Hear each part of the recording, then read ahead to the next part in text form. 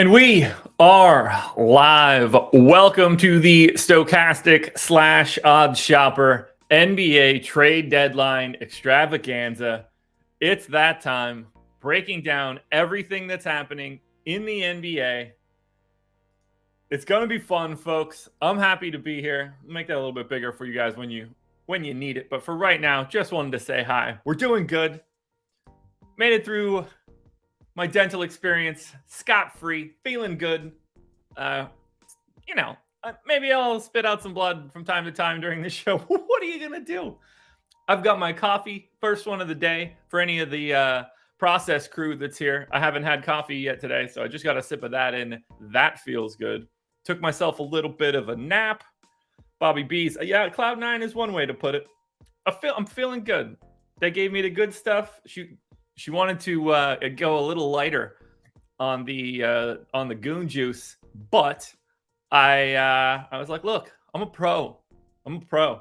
First question they asked me while I was there, they're like, are you dependent on any alcohol or recreational drugs? And I was like, first I laughed, and I was like, no, I'm not. The dentist walks in as I'm saying it, and his response was, why not? So it's going to be that kind of a day. But I'm feeling pretty good here, folks. What I need you guys to do before we do anything, and I'm going to remind you throughout the show, hit the like button. That one helps me out a ton. I want to see big numbers on this bad boy. We had a packed house last year. Let's do it again this year. Hit the like button, subscribe to the channel, hit the notification bell so you know when everything goes live. Make sure you're following me right here at Josh Engelman. That would be incredibly helpful for you guys. For those of you that were looking for any Prize Picks content from me today, I tried to put that out before my appointment this morning. When I got to Prize Picks, they only had Prize Picks for the Hawks. There was nobody else, which makes sense. It's the deadline. I'm going to get you a Prize Picks video and some picks out after the deadline show is over, because we went 5-5 yesterday, or 5-0. We went 5 out of 5, but we went 5-0 yesterday. You know that has to come back up today. For contenders are just not made for the trade deadline. If I would have recorded that this morning, that would have been one of the dumber pieces of content I've ever done. So that'll be back for tomorrow. Not useful for today. But for now, folks, let's do this. I assume that you guys can see most of that on a full screen. That's going to be what I've got up for TweetDeck. We're in good shape here. I guess I should start talking about some of the trades that we've already seen. And I'll hit on some of the minor moves first that, don't matter all that much. For example, the Denver Nuggets will be getting Thomas Bryant from the Los Angeles Lakers for Devon Reed and 3 second-round picks. That's actually a little wild to me. It seems like a lot of second-round picks. I did not look into what seconds they are, but Thomas Bryant is at a point now where he's not going to be playing as a center for the Lakers. If he can play 13 minutes a game behind, it's not great for Zeke Naji, but now you can be a little bit more matchup dependent, and you don't have to play DeAndre Jordan. But that's a low-level move for Denver. I mentioned it earlier today in a tweet. I would really prefer to see Denver use Bones Highland to try to get one of these wings from Brooklyn. I think that they can add a legitimate final playoff 8-man rotation guy to their team without sacrificing their present lineup at all. And I think you have to take a look at something like that. That trade last night and what Brooklyn has done over the past couple days has completely changed what other teams can do. And that's what I start to think is very interesting. Mike Muscala goes to the Celtics for Justin Jackson in 2 seconds. Thunder cash in on Muscala, but I know people are going to think it's ridiculous. Mike Muscala is good for what you need him to do and for sort of the insurance that he provides. we're talking last year, limited minutes, 63% shooting. He's like a 38, 39% three-point shooter, spaces the floor well as a 5. Certainly give the Celtics a different look, a better look than someone like the Unicornet is going to give you. But Mike Muscala grades out as a very positive guy in his role. We got to remember, if you're going to have a guy as like a 10 to 14 minute a game guy, and you look at like his rolling plus minus, and it's really good. Like Darko has Mike Muscala as a plus 1.5 guy. You need to remember that that is context dependent, that is based on the role that he had been playing, based on his usage. He's as good as you can get as an offensive replacement in limited minutes at center. And that I find really interesting. You've got enough wing talent for Boston to be able to make up for him in short bouts. He can play alongside Al Horford, which I think could be a little interesting. Space the floor nicely. So I like the Muscala pickup as just like a 10th guy. You know, he's probably never going to play in the playoffs unless you're like down a bunch and you just need to go hella offense. Don't forget, guys, I'm happy to hit on any questions you may have. We're going to talk about Prize Picks in a little bit, just in terms of wanting you guys to sign up there and follow my picks for sure. Goose, I'm feeling great, man. I'm feeling great. I assume my face is going to be sore from talking. I do have the faint taste of pennies in my mouth, but we're going to be all right. All right, Skittles, you're absolutely right. You're absolutely right. All right, let's hit on some of these other trades that have happened while we're at a bit of a lull. I guess let's talk about the most recent one that just went through. That's going to be Blazers, Sixers, and Hornets. So the Blazers are going to get Matisse Thybulle. The Sixers have turned Matisse Thybulle into Jalen McDaniels. And now the Hornets have gotten off of Jalen McDaniels. They're getting Svi Mykhailiuk back. Bunch of second-round picks moving around here. Weird trade for the Blazers, I guess. But if you're needing to replace Josh Hart, that's a decent way to do it. So if we want to think about it like this, they traded away Josh Hart. They got Cam Reddish, Ryan Arcidiacono, a lottery-protected pick, and Matisse Thybulle, because they also got Svi in that one, but they turned Svi into Thybulle. That's fine, I guess, for Portland. I'm not a big Thybulle guy. I don't think that he'll ever be able to shoot enough to matter in the NBA. Clearly exceptional talent from a defensive standpoint. You know, he is one of the best defensive wings that are in the league. And you love to see that. Let's retweet out my trade deadline link. You love to see the defense, but this is a guy that takes 3.5 threes per 36 minutes, shoots them at a very low 32% clip. Like, if the other team can't respect you to shoot, it's a real problem. And unless you're able to play him in a full,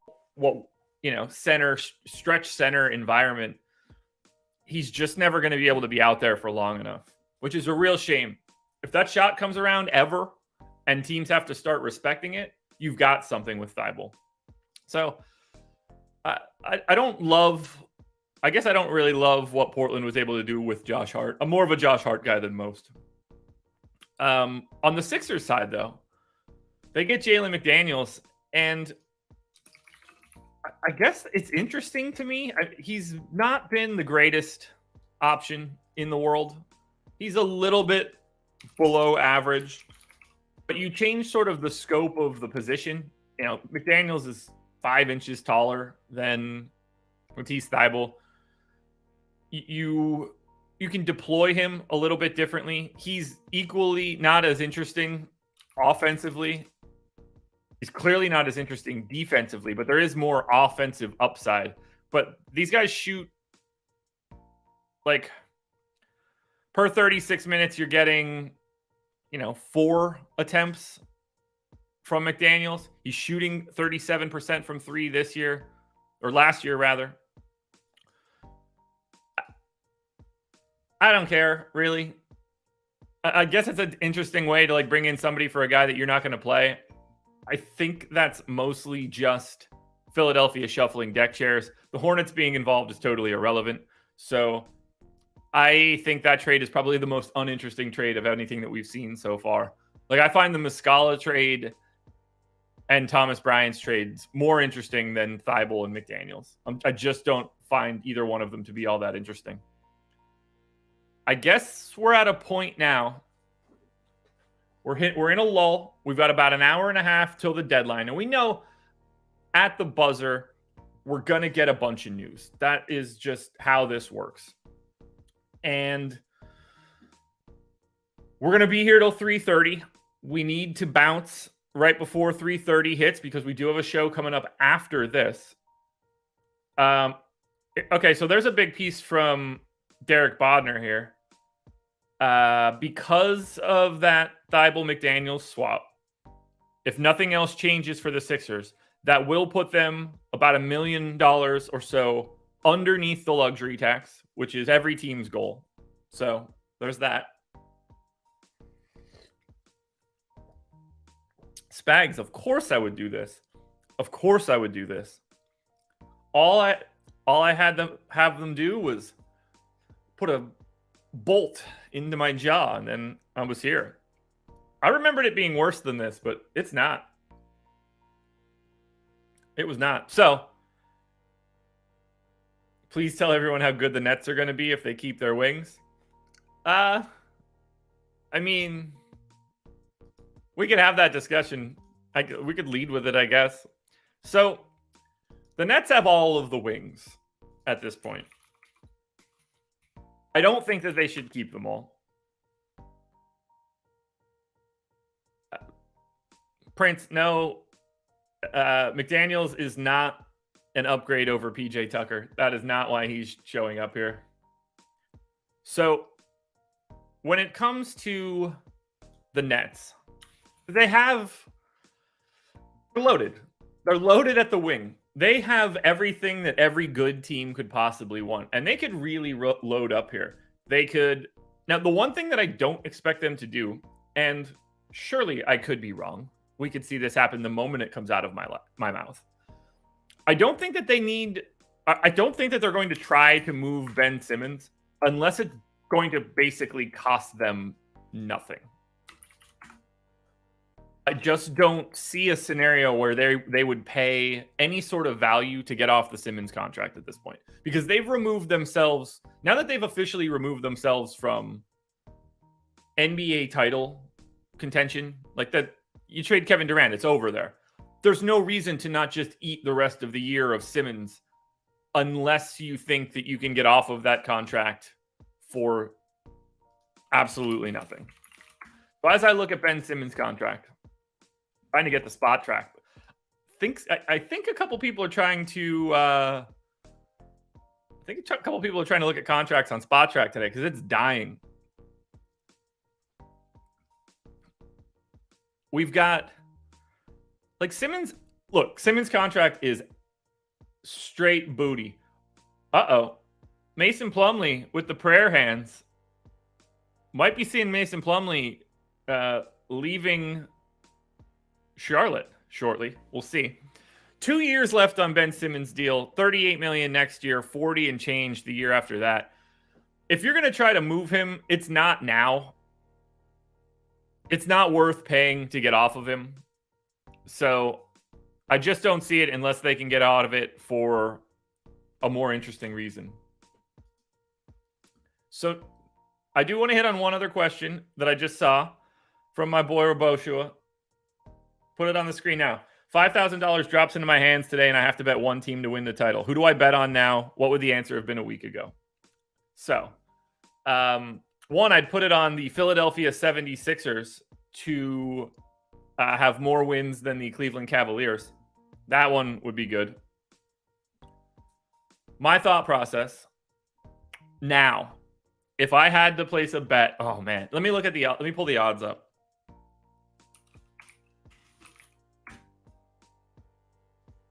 My answer would have been the Golden State Warriors a week ago. That part I'm completely comfortable with. If I had to place a bet on a team to win the NBA title this year, it would be the Boston Celtics. It would be the Boston Celtics. If I were looking to get value, it would be the Grizzlies. And that answer of the Grizzlies will probably go away by 3 o'clock when they don't do anything. But that would probably be my answer. But I think the odds on the league are correct right now that the Boston Celtics are the favorites to win the NBA title. I think they're too deep. I think the experience from last year is really important. I'm worried about the depth of the Suns, but to me, they can fly the brightest. If Steph is healthy, I really don't want to, I don't mind the Warriors trying to flip Wiseman to Detroit for Sadiq Bey. I don't think I think they need more than that. But the Golden State real starting five, Steph, Clay, Draymond, Wiggins, Looney, is really, really, really good and can play in the playoffs. And we know that can happen. And that is as important as it gets.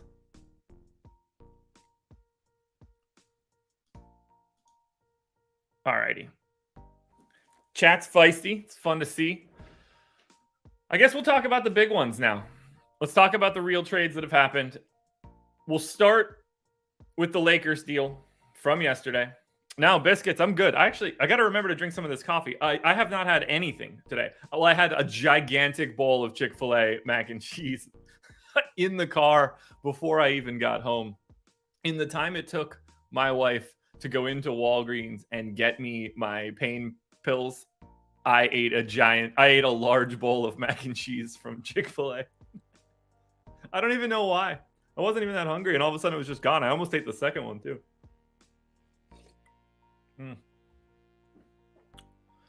That coffee is hitting the spot. Okay, so obviously you guys saw last night, Lakers deal goes out. I was just chilling. I didn't play last night's DFS slate because I knew it was going to be ridiculous. So I cooked dinner, hung out with the wife. The Lakers won that trade. I didn't think that was going to be possible, particularly with the way that they allocated this trade. I didn't think that they would be able to I didn't think that they would put protections on that pick. 2, I'm surprised that they did put protections on that pick.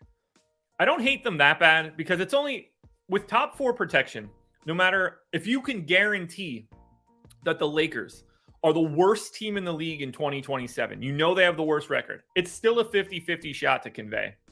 And it's so much smaller as you work your way down the line. So I'm a little surprised that I know why that the Jazz took the deal as constituted with the protections and then it reverts to a second. I understand why that happened because the Lakers were not in a position to let that pick be encumbered moving forward. If it was unprotected, it wouldn't have made a huge difference. But with the protection, it basically had to end there or it removed them from having more flexibility moving forward.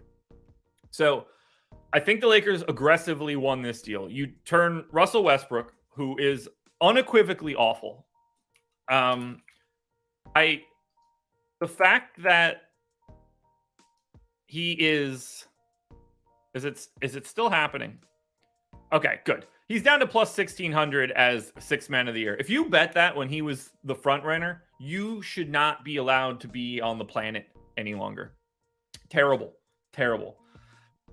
It's now Malcolm Brogdon, but that's neither here nor there. Russ is bad. Now, I don't think D'Angelo Russell is good. I'm not a fan of D'Angelo Russell. I never have been. But he just fits this team so much better than other things they have because he can shoot. We're talking about a guy that has actual shooting ability, something that this team is just allergic to for, I don't know, since they won the title, basically. So now you get somebody out there that gets up, I don't know, 8 threes per 36 minutes. We're talking about a legitimate three-point shooter that can space the floor. Good enough as an assist guy. It's just better. It's just unequivocally better for them. You get Malik Beasley, who shoots more threes than anybody does. He's like second or third in shot attempts in terms of like relative to playing time. He just gets shots up. This per 36 minutes, Malik Beasley shooting 11 and a half threes per game. That's going to change the entire scope of the Lakers. Like, he's going to get wildly wide open looks now. And he's already a really good three-point shooter. Him being able to catch and shoot on the move, massive pickup for them. Now, do I think that he's like an overall good player? No, I don't. He's appropriately paid. He's not really all that good defensively, but offensively, the Lakers are going to be very, very difficult to stop. They've just got so much spacing now. Vanderbilt works as a backup big. You know, instead of playing some of the other guys that you've been playing, you can work in Jared Vanderbilt. He's on a really nice contract for this year and next year. So there's not anything too crazy there. They did an outstanding job being able to turn guys that shouldn't be playing or guys that are playing that aren't very good and a protected first into three legitimate rotation pieces that they need. They're not, I don't think that they're any threat to like win anything real. I don't think that you can do that with no defensive talent. It would take AD and LeBron. It's not possible. So they did a great job. They did as good as they could possibly do. I give that trade an A for the Lakers themselves. We like to rag on the Lakers front office a lot, but you know, like they won this trade. And so much of what they do is just them being hamstrung by LeBron. Now, they could show some backbone. Damn, Jay Crowder. That's an interesting tweet. All right, anyway, we'll go to the Minnesota side now. Mike Conley comes in for D'Angelo Russell. You get Nickeil Alexander-Walker and a couple second-round picks. You know, Mike Conley's just an adult in the room. It's obviously you're getting older. You know for sure that Mike Conley has a great rapport with Rudy Gobert. We saw that pick and roll duo be quite lethal. Conley's still efficient-ish. He's having a lot of trouble getting to the rim at this point. He's having a lot of trouble doing really anything inside the arc, but he can still make a three. He's going to run an offense. He's going to play better defense than D'Angelo Russell will. I guess I get the output here. You know, you got Conley on a deal for next year. Whenever he extends, or if he extends or reaches free agency, he's going to be on a much more team-friendly deal than the $30 million or whatever that he's making right now.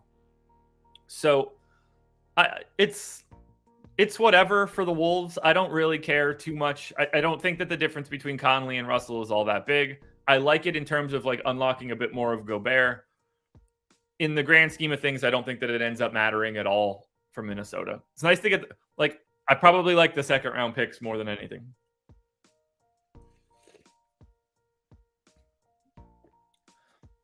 And then we get to the Jazz. I thought they'd have a little bit more coming back to them. I'm a little surprised that they didn't get some seconds as well.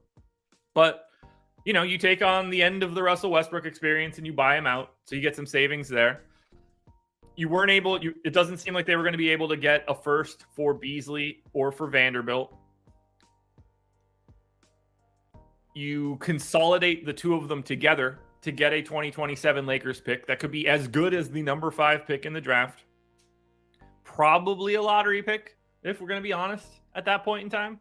It's just another good piece of business. It's another good first coming back. It's not like Russell Westbrook is real in Utah. Wherever he ends up, who cares? So I understand what the Jazz were doing. I thought that they could have squeezed out a little bit more. I felt like it was a little light. But I'm not going to hurt Utah so bad. It's not as if Beasley and Vanderbilt are like exceptional players. They did as well as they could to get back a top 4 protected Lakers first in 27.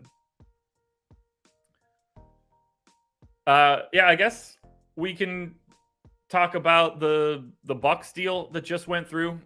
It's not all that interesting, I don't think. Looks like we're seeing Jay Crowder go from the Nets to the Bucks. I think Serge Ibaka is going to be a part of that deal as well. when we get the final word on it, we can talk about it a little bit more. There's not, it's not all that interesting. Pacers are getting George Hill, which had come through a while ago at this point. Not much to add yet. Not much going on. I guess we should now talk about the biggie.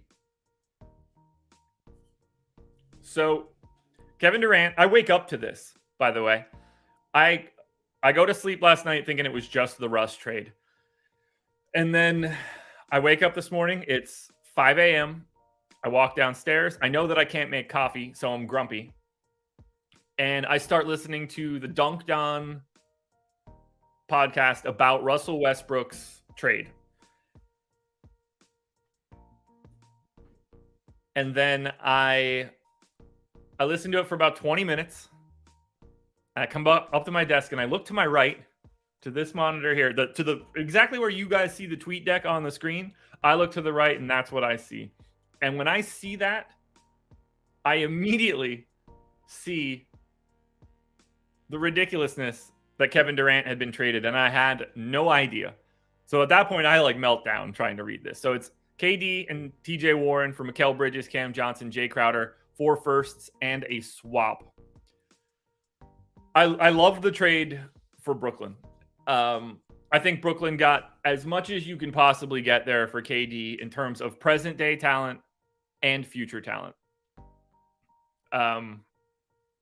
That just seems like an absolute no-brainer move here for the Nets. Bridges is going to be, if you want to have Mikal Bridges, he is going to be your starting whatever position you want to call him for years. Cam Johnson is good. Cam Johnson was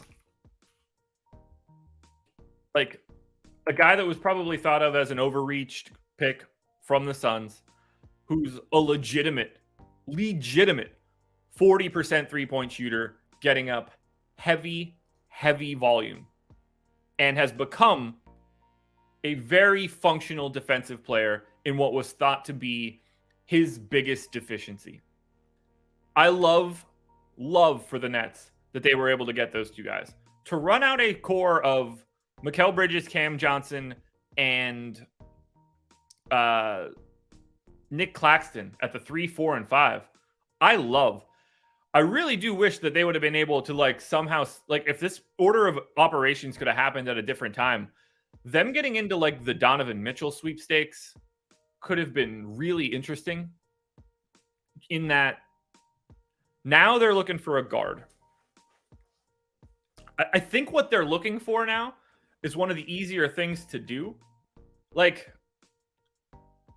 What happens if the Brooklyn Nets call up the Atlanta Hawks and say, we'd like to move all of these picks that we just moved for Trae Young? And you're running out Trae Young, ?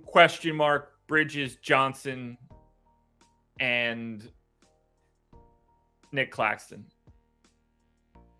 Just what if something like that happens next year?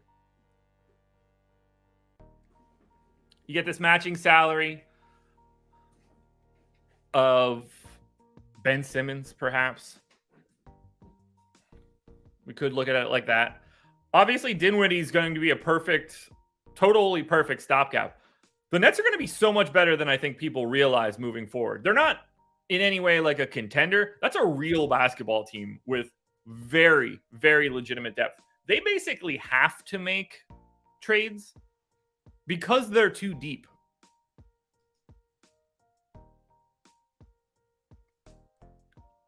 It's just the depth. I know I saw it earlier where I don't even know what column this is going to be in. Because we've still got Curry there.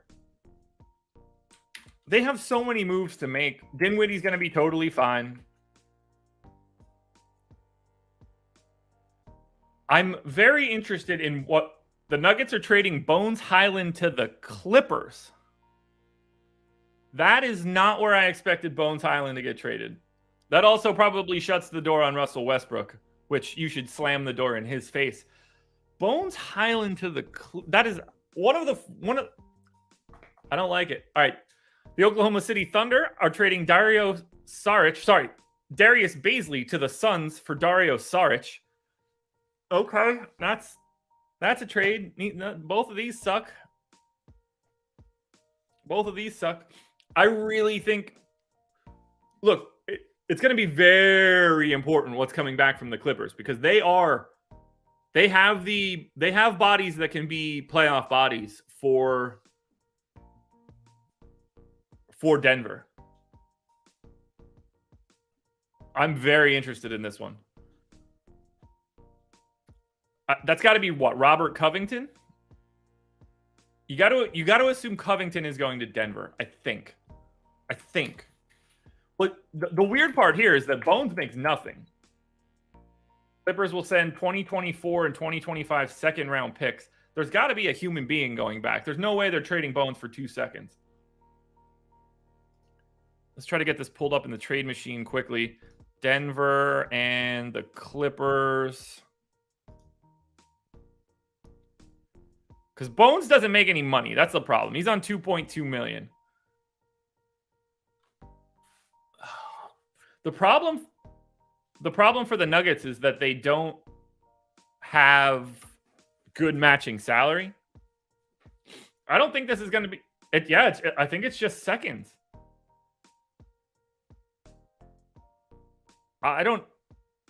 Is that what we're determining Bones Highland's value was? 2 seconds? I mean, yeah, I have to assume that the Nuggets are at least... Yeah, chat, it doesn't appear to be Covington. I assume that the Clippers were going to trade some of their depth here in the swap, but that's not happening.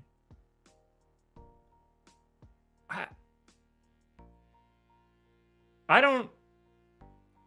can only imagine that the 2 second-round picks that the Nuggets are getting will be rerouted in another deal for somebody else. But that feels like a misallocation of resources on the Denver side. Or we're not getting all of the pieces yet. Yeah, I agree with Garrett here. Have to think there's more coming. James Wiseman to the Detroit Pistons for Saddiq Bey. It is in right now. We got it, folks. James Wiseman is no longer. You know what the Pistons really need? A center. A center that was a failure. I don't think they have one of those yet. Not only do they have one of those already, those morons gave them $10 million in the offseason. So now they got Jalen Duren, Beef Stew, Marvin Bagley, James Wiseman. They're cornering the market on trash. What are we doing here? I mean, it's good enough pickup for the Warriors. The fact that the value of James Wiseman fell far enough that like it becomes Saddiq Bey is gross. I'm a Saddiq Bey fan just because of where he went to college. It works as like a Otto Porter approximation from last year. Can Saddiq Bey be better just playing with a group of real human men?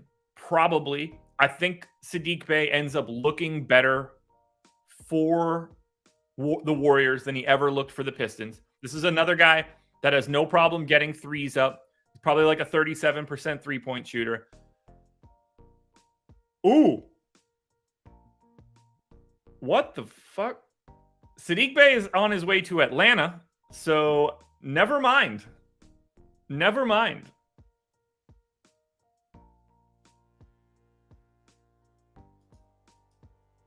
Well, okay, so three-way deal.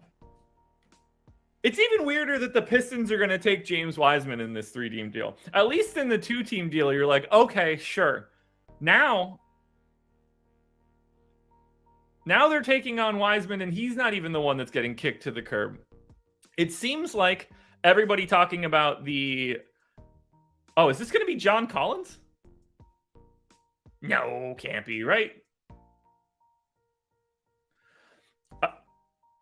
5 second-round picks to the Warriors to get Saddiq Bey. Did they just trade James Wiseman for 5 second-round picks? Guys, I need you guys to let me know. Am I actually doing this stream? Am I still asleep? Is this the drugs? Am I still under Am I still under the influence of sedation?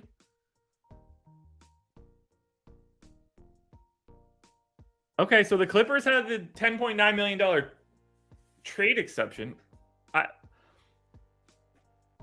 I am legitimately confused about what just happened.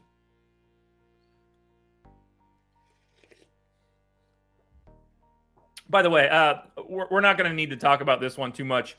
Sarge to the Thunder, Darius Baisley to the Suns is just a totally meaningless trade. Atlanta is sending Golden State 5 second-round picks for James Wiseman.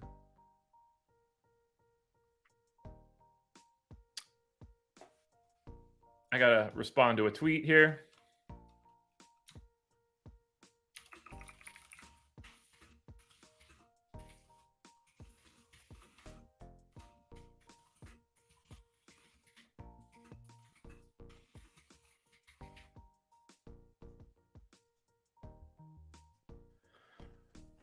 I mean, great deal for the Clippers there. Guys, you got to pump the brakes. There's no John Collins going to Golden State as of yet. Not that I see. Sadiq Bey to the Hawks. James Wiseman to the Pistons. Golden State Warriors receive 5 second-round picks. I mean, the Warriors are going to try to, much like the Nuggets, the Warriors are going to try to send those back out again, I would imagine. The Golden State Warriors have no need to hold 5 second-round picks for the rest of this season. Unless they're really worried about Steph.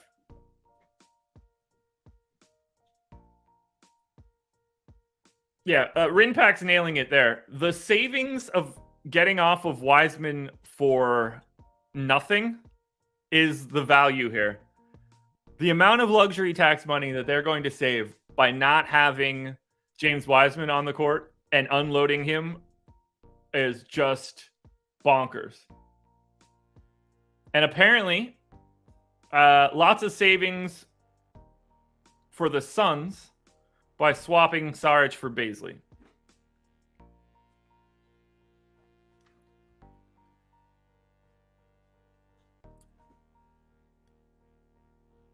So, guys, you got to remember, here's the tricky part.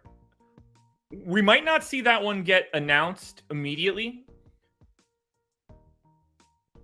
because the Warriors are not going to make this deal until they know they're done.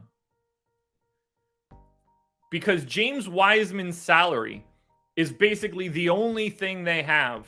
One of the few movable salary pieces that they have. If they trade Wiseman, they're removing themselves from any other real discussions. So this is where it starts to get problematic. Guys, the Warriors are not going for OG Anunoby right now. No. If you trade James Wiseman's like 10 million whatever salary, you're taking yourselves out of the sweepstakes for anybody. So this trade either becomes a 4-team trade, or I don't know what the Warriors can do save of breaking up their 4 main guys.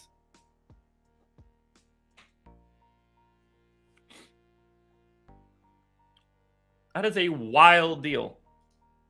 That is a wild, wild, wild deal.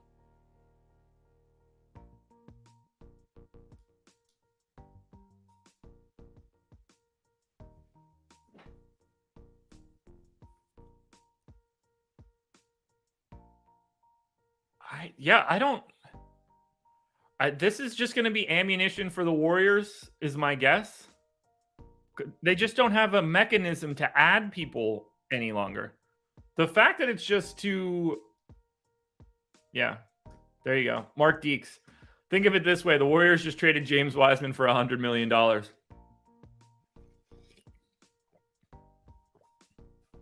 Ooh, here we go. Hot off the presses. The Hawks are trading Justin Holiday and Frank Kaminsky to Houston for Garrison Matthews and Bruno Fernando. So just in case you wanted to see just 4 piles of doo-doo get passed around, you can.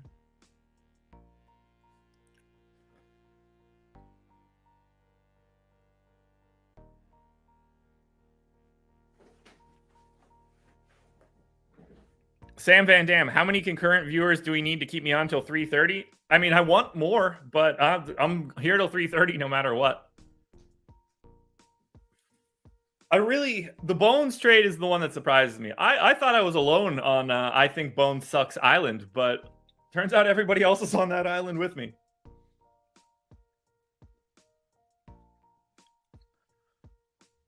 Fascinating move. I always thought Wiseman was going to get dealt. I didn't think it'd be for nothing, but you couldn't get anybody back. You couldn't get anybody for, I mean, I guess $100 million is $100 million to everybody, including Golden State. All right, folks, 760 people in here. Happy to have you all. Hit that thumbs up if you can. That would help me out quite a bit. Let's see if we can bump those likes up. I got to do one thing. I got to hit you guys with this before I do anything else. Let's talk a little bit about Prize Picks. You see the banner at the top of the screen. Prize Picks is the sponsor. They're near and dear to my heart now because I do a Prize Picks video every day. What you're doing here is you're talking about picking player props. You're taking over-unders. If you put together 5 on one card, you can net up to 10x your entry fee. If you put together 6, you can get 25x. You'll get a little bit back too if you only get like 4 of 5 or 3 of 5. My recommendation is 5. If you click the link in the description of this show, head on over to Prize Picks and make a deposit. You'll get up to $100 on that deposit. So put in 100, they'll give you 100. Put in 75, they'll give you 75. And you'll get 1 free month of Stochastic Plus Platinum as well. We've got a Prize Picks player prop tool behind the paywall that I think you guys would be pretty interested in. It's my recommendation to you guys. You're getting Prize Picks from me every day. It's going pretty well considering we went 5-0 yesterday. Could have been tailing that one. I hope you were. But for now, hit that link in the description. Go sign up.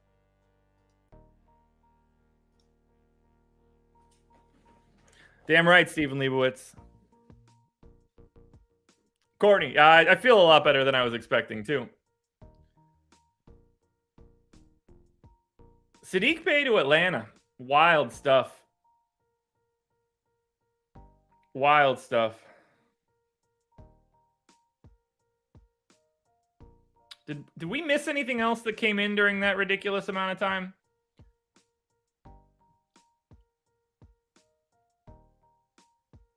I guess I could shit on Bones some more. Israel, a couple hours ago on the Thomas Bryant deal. John P. John Collins is going nowhere as of right now. You jumped the gun way too aggressively. Why did they have me in the old-timey head wrap? It's an ice pack. It's so that I was able to hold ice on the side of my face. I don't know. I don't remember taking that picture.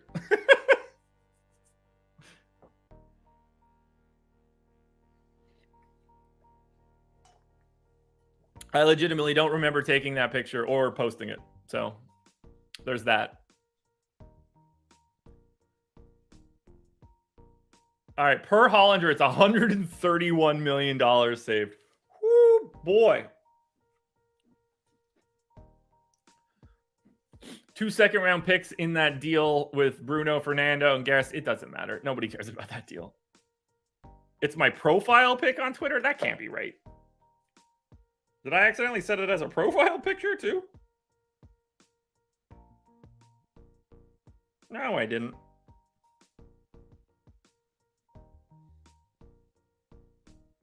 But yeah, like, I'm out of it. I have no idea that I took that picture. None at all. Cavs not doing anything is depressing. What do you want them to do? They don't have any options. Not a lot of people are going to want Karis LeVert because he sucks. Is Fred VanVleet going to the Clippers? I don't know how they would do that. I doubt it.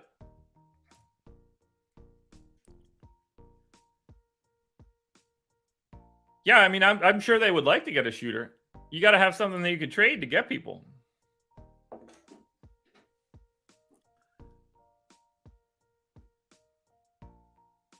Man. I like I like the Saddiq Bey pickup for Atlanta. They're pretty thin. The shooting helps, fits at a position that they kind of need. A little redundant with AJ Griffin, I guess, to a degree. But if it's just second round picks, there are worse ways to pick up someone like Saddiq Bey. It's a decent enough lottery ticket. It's like a dollar scratcher, though, not like a $20 one. I legit don't get the Bones trade, man. I'm shocked. I thought they were ripe to be able to flip Bones for a wing, and they were barely able to flip him for anything. He's only been there. He's been in the league for 2 years. And I thought I hated him. It's crazy. Truly crazy. All right, guys, what should we talk about? What do you want to know? Hit me with questions.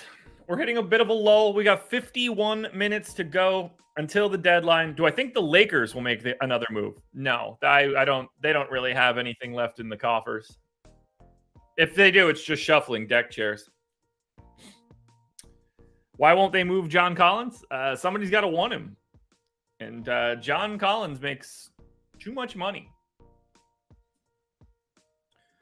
Is Damian Lillard getting any help? Well, he got Matisse Thybulle. There's the help you need. If you run the Portland Trailblazers, you're more likely to tear it down than bring in more guys. There is no trade that the Portland Trailblazers could make that would make them favored to win a first-round playoff series. So, you should want them to trade everybody on the team.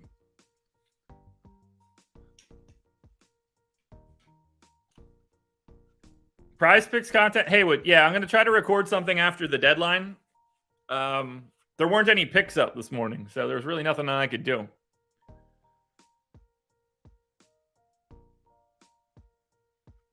I think the Celtics are probably done. I think the Bulls are quiet because what everyone knows the Bulls are and what the Bulls think they are two different things. The Bulls should trade everything that they don't have nailed down, and they think that they could probably make a run. So $25 million a year for a 3-and-D big isn't that bad. John P., who are you calling a 3-and-D big? I have a feeling you're trying to say that that's John Collins. Brian Goodwin, the Pacers don't want George Hill and Serge Ibaka. I can promise you that. John P., John Collins is not a 3-and-D big. Let's start there. If John Collins were a 3-and-D big, they'd want to keep him. He doesn't have the D. Eric Gordon to the Los Angeles Clippers. Of all the teams to be taking on bodies for nothing, I didn't expect it to be the Rockets. Or the Clippers, rather. So the Rockets are going to get... What does Gordon make? This could be Robert Covington here. Eric Gordon back to the Clippers. Fun stuff there. Because he makes a lot. If I get to Houston, Eric Gordon's on 19.5. So this could be Covington plus John Wall. Can they trade John Wall back to Houston? Covington and Wall works.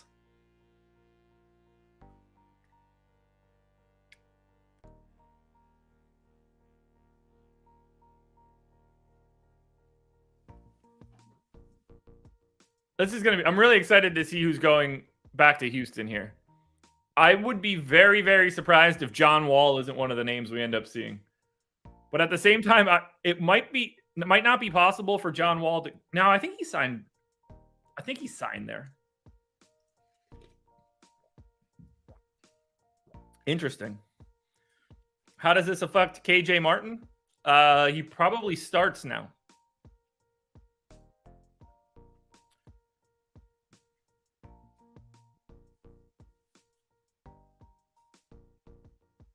He's probably starting, if I had to guess.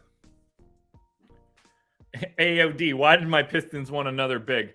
Look, if you want to take a shot, I love the idea of taking a shot on Wiseman. Pretty redundant with Jalen Duren. So I don't get it. The Pistons were probably like the last team I expected to get Wiseman. Do I think the Knicks get Levine? No. I don't know why they would want to.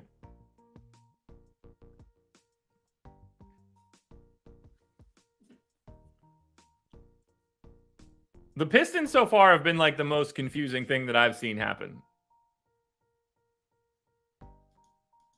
For sure. Y'all need to stop thinking Dame is good. What a terrible take from Chandre. Not that I'm surprised in any way. But holy hell, is that a terrible take. Do I think the Bucks are done? Yeah, the Bucks are done. They don't have anything else to do. Oh, Luke Kennard to the Grizzlies. Okay. That's probably going to get all folded together.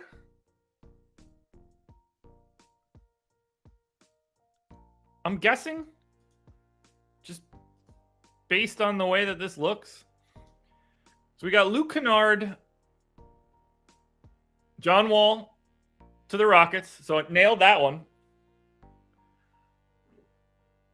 Wall to the Rockets. Hilarious. Absolutely, positively hilarious. Now we need to think about Kennard's on $14 million going to the Grizzlies.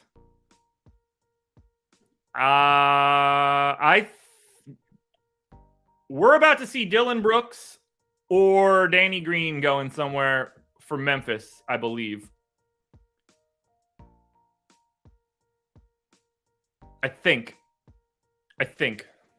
Wall to the Rockets, though. Nailed that one.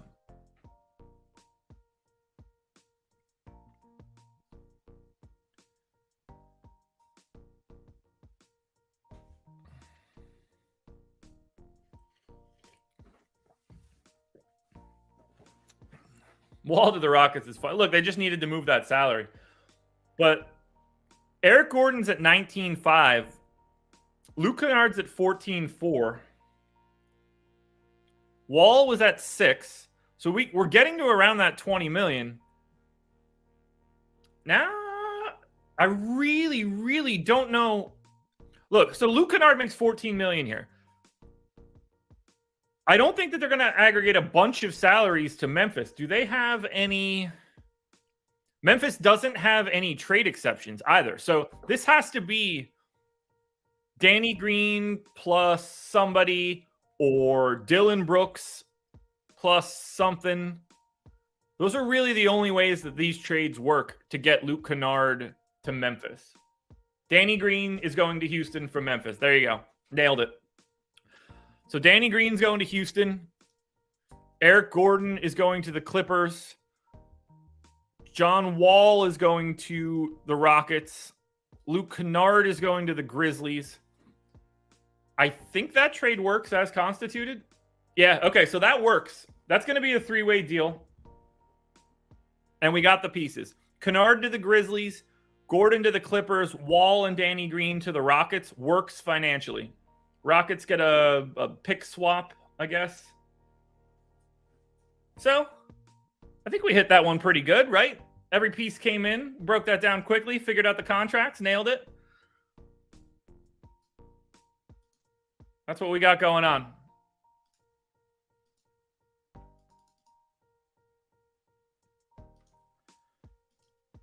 Ignoring the picks. 3 second-round picks to the Clippers for that Kennard deal.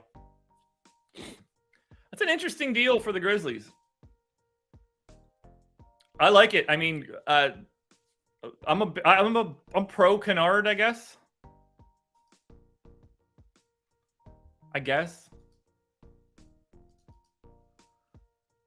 Look, we knew Wall was going to be going, so I think we walked that one into the correct answer pretty quickly.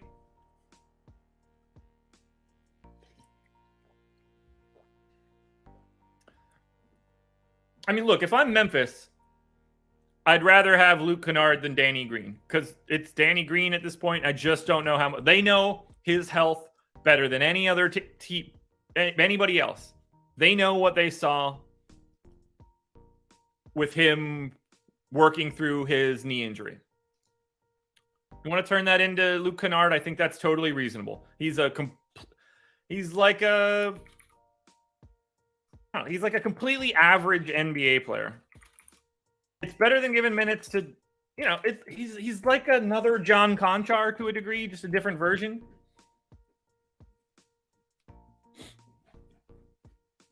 I mean, the spacing there is going to be great. Western Conference contender has been emerging as a suitor for OG Anunoby.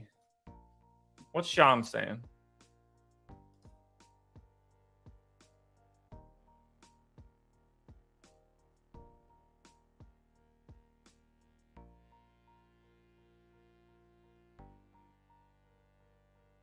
Give me 1 second.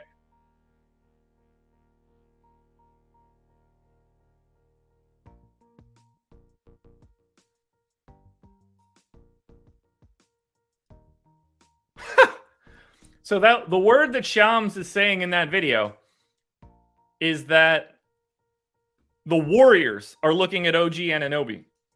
We also just got Pat Bev to the Magic for Mo Bamba.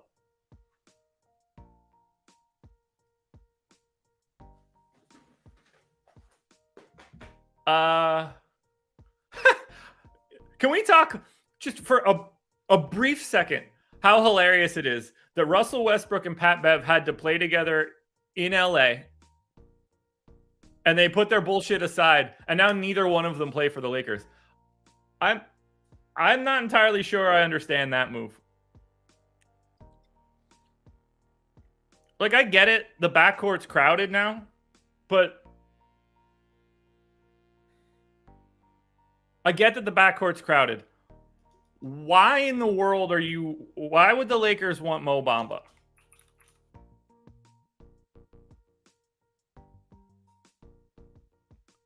I don't understand. I hope that that's a money thing, because there's no situation in the world where I want Bamba over Patrick Beverley for the rest of this year. Unless I'm not thinking about something correctly. So we're going to do Lakers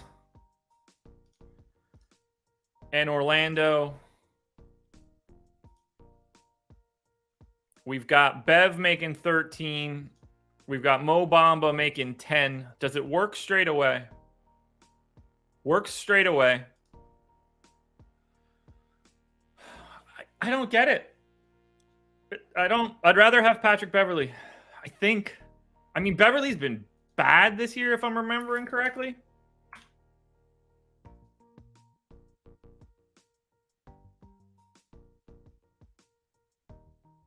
Yeah, I mean, I guess if Bev is going to be this as bad as he was this year and not last year's Pat Bev, maybe that's the difference. He is 35 at this point. I don't know. I could take or leave that one. I'm not entirely sure I understand that at all. Whatever. That is a very, very uninteresting move.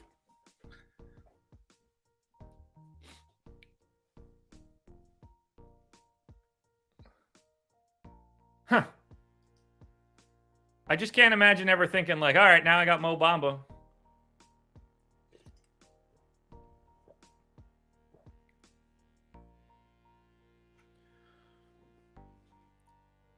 Yeah, I understand that they just got rid of Thomas Bryant.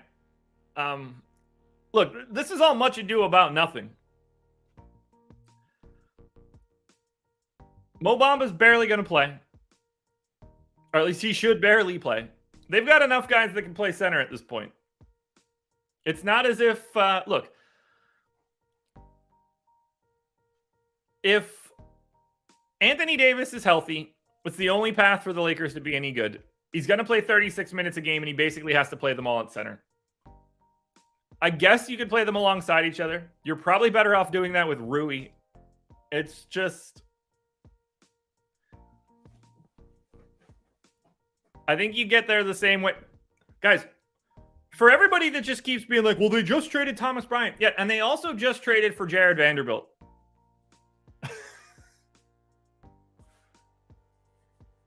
They've got Jared Vanderbilt. They've got Rui. They didn't need Mo Bamba. I'm quite positive of that.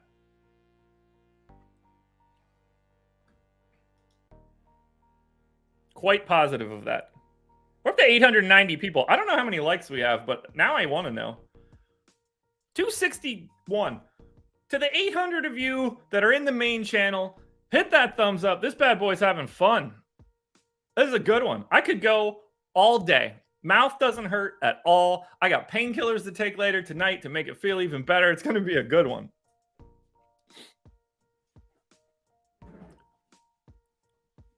What else can we break down? All right, chat. Is there anything else that I need to break down that I haven't hit on yet?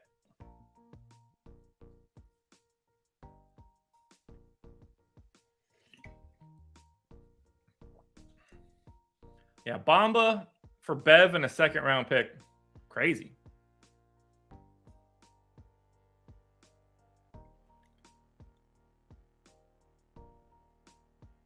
Bamba's way bigger than Vandy. I mean, that's true. Josh Richardson to the Pelicans. Okay. So we're going to get the Pelicans involved here. And the Spurs. Not at all where I thought Jay Rich would end up. Josh Richardson's making $12 million. That's going to be Devontae Graham, maybe? Are they going to use a point? Are they going to use a pick to get off of Devontae Graham's 2 years? That's... Yep, there it is. Devontae Graham in 4 seconds. Boom! Another one right for Josh Engelman right out of the gate. Nailing this stuff, folks. Didn't even get out on the screen yet. Put that one into play. Sometimes it's just that easy. Sometimes it's just that easy. Devontae Graham going to the Spurs. Honestly, like, they need a guard with the way that Trey Jones has been out lately. Great trade for the Pels. You take a guy that you don't want to play on a contract that sucks. You turn him into a guy that's had a bit of a rebound year this year. Now, it's not as if the fact, like, he's shooting 36% from three. He shot 42% from three last year. Darko has Richardson as a negative 0.8 guy, so a little bit below average. If the cost of getting off of 2 more years of Devontae Graham is 4 second-round picks for a team that's got enough draft capital right now, I think that's all pretty reasonable.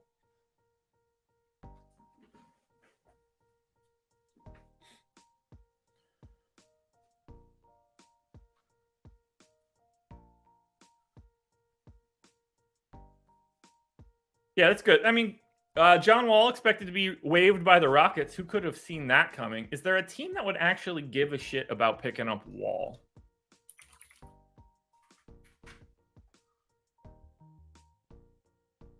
Let's see. Kevin Knox is in that Warriors deal with Wiseman and everything. Nobody cares. Wall, is there a team that like has had a point guard injury and you need like a backup to run the second unit, play like 22 minutes a game? There's really not. Yeah, Mark Deeks with that tweet right there. Westbrook, Beverly, and whatever picks for Beasley, Russell, Vanderbilt, and Bamba. Does look good.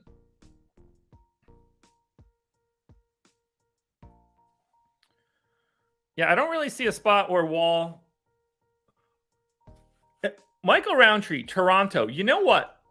That's not ridiculous. If John... Because they love... Their whole scenario is pushing the ball. So I do like the idea of him coming in for like 18 minutes a game and being able to run more of the Toronto transition.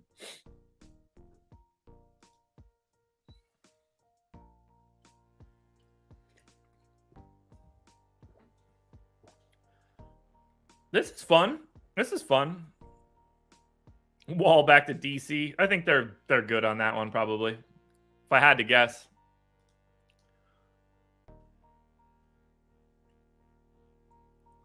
Jeremy, luckily for the Wizards, they can get Wall and Westbrook if they want. Why have one when you could have two? Spider-Man meme these two guys as two shitty point guards.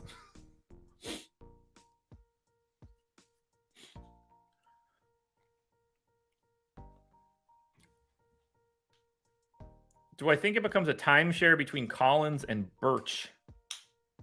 Collins and Birch. Nicholas, what team are you talking about?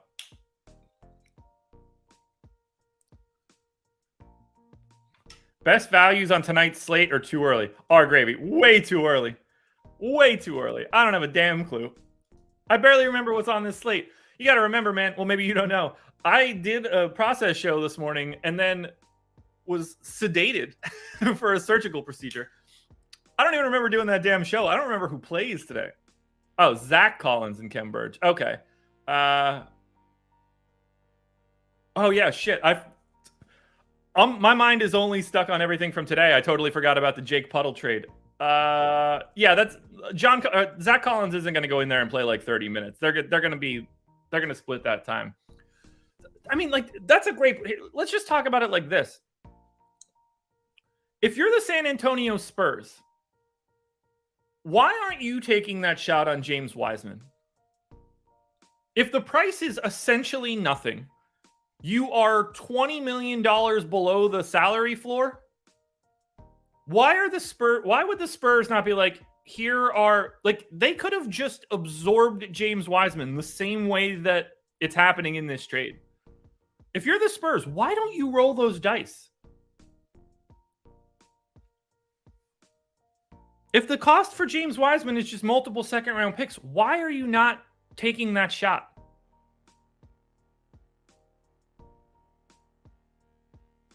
It makes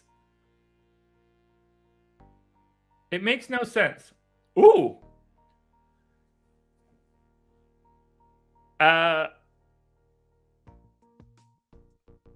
Derek Bodner talking, because Danny Green was traded to Houston and not bought out by Memphis, he can actually go back to Philly. Don't be surprised to see Danny Green get bought out by Houston and go back to the Philadelphia 76ers. I would expect that to happen.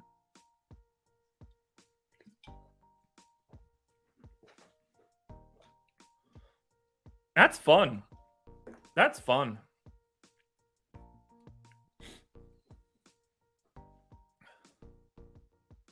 Yeah, I'm at a point now where I really don't understand that James Wiseman deal.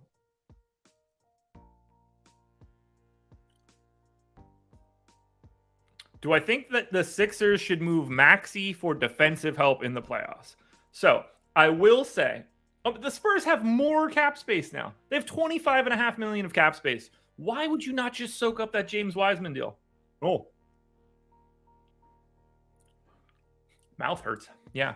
Anyway, on the Dunked On mock trade deadline podcast, they moved Maxey and Harris to the Raptors for Trent and Anunoby. I would do that deal if I were the 76ers. But if you're going to move Maxey, it's got to be for OG Anunoby, Mikal Bridges, that sort of guy. But I would do that move.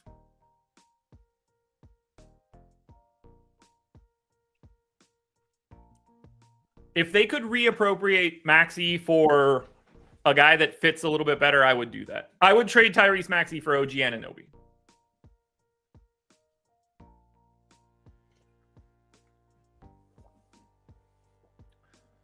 Now, what else can we touch on? We don't have any. I think we've hit on basically every deal that's come in and mattered, at least.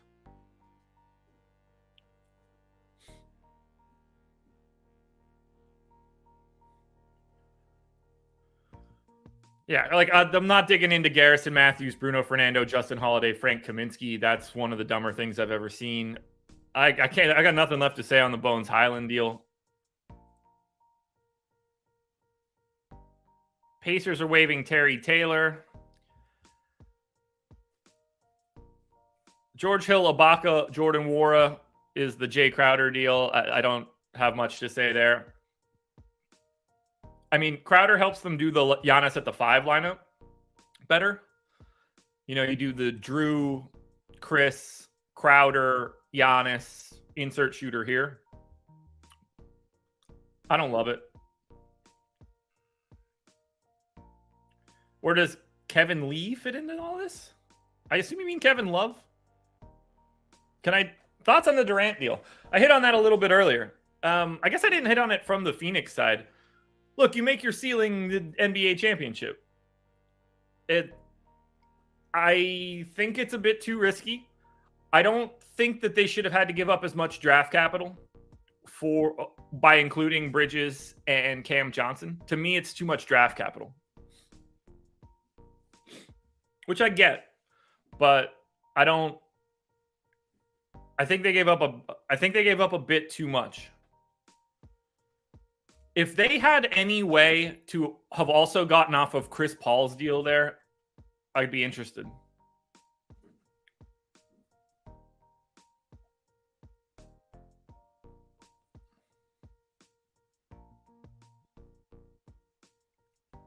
Christian, you'd like to see Towns traded? Yeah, I think a lot of people would. And don't worry, he'll be gone soon enough. Yeah, Suns owner does want to win now.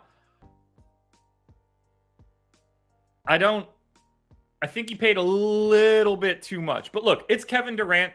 He's one of like the 5 guys on the planet that has the ability to win you an NBA title. You take those chances. I can't say anything negative about it. They are just comically thin now. But I think they're the best, they're the most likely team to win the West. Although I find the West to be difficult.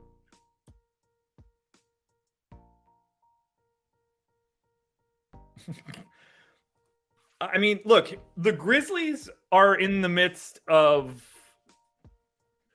like missing I don't want to say missing a window. That's not the right way to say it. This is the year that I think they needed to strike.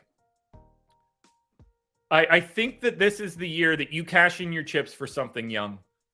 I think they're making a mistake not unloading to get OG Anunoby. I really, really, really do.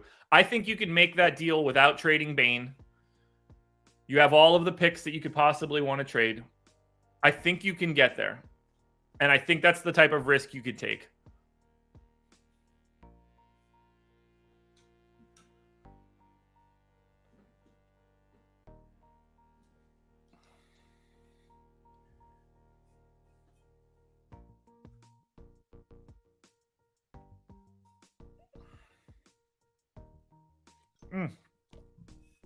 You know, guys, I'm a little sad. It's 2:30, so we've been going for a little over an hour now. Hour and 14 minutes. I'm done my coffee, and I have some water, so we're going to have to fill that up at some point in time.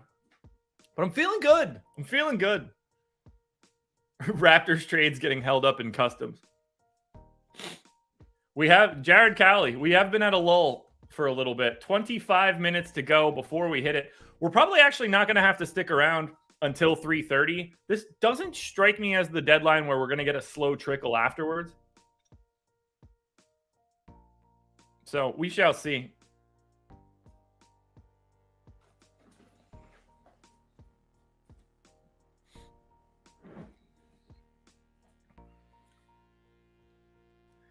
Cheyenne, it's just over under. He doesn't understand most things. I wouldn't expect him to understand what a trade deadline show is either.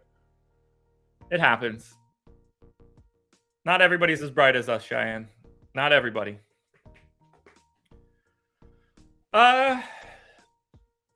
Look, getting off of Tobias Harris isn't as hard as it seems at this point. That's an expiring deal next year. He's imminently tradable now.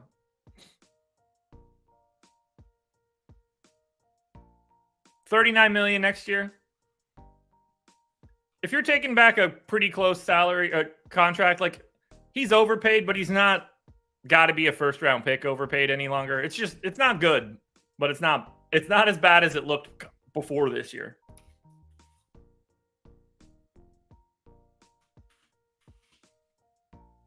Like he's a real NBA player.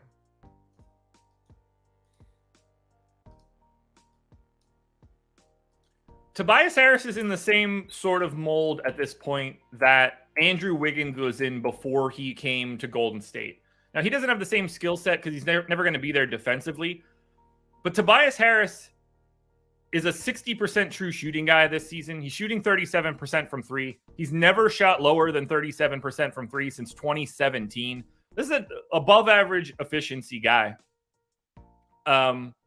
He's functional. He's worth 4 wins so far this year. That's, I don't know, like somewhere around 16 million, probably finishes off in that 20-25 range. We're talking about being like 10 to 15 million overpaid. The contract makes you hate him.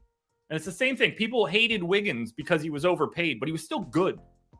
He just wasn't worth his contract. Yeah, Rush, this is year number 4 here. I started these off with Eddie Fear the first 2 years that we did it. And then I took it over.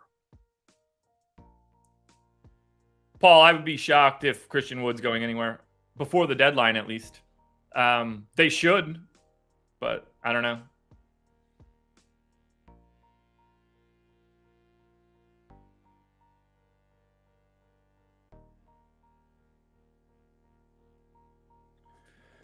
Let's see. Josh, explain OKC's thought process of having all these picks and choosing to be in the middle this season. As opposed to which direction? Do you want them to tank or use the picks to get better? The Hornets are trading Mason Plumlee to the Clippers. Okay, let's get the trade machine up.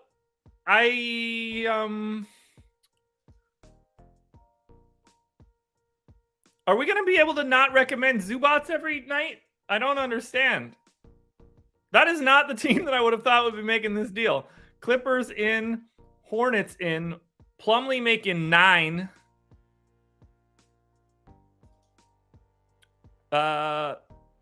They do have cap space, so they could swallow more on the way back. This could be Covington, I guess, although Reggie Jackson to Charlotte. Okay. That's 11 too, so that's going to be that deal. What is the point of this deal?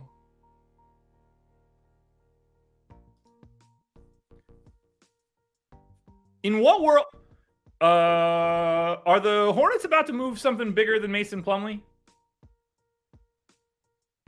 I mean, first of all, let's just clap it up right now. Mark Williams and Nick Richards are going to be allowed to play center for 48 minutes a night, I hope. So let's clap that up. Maybe we'll get a little bit more PJ Washington at the 5 if we can, but that's fine. What do the Clippers want with Mason Plumlee? Now, I guess the backcourt's just filled, and they weren't going to play Reggie Jackson either. I mean, are they going to try? Is this a precursor to like Terry Rozier getting moved?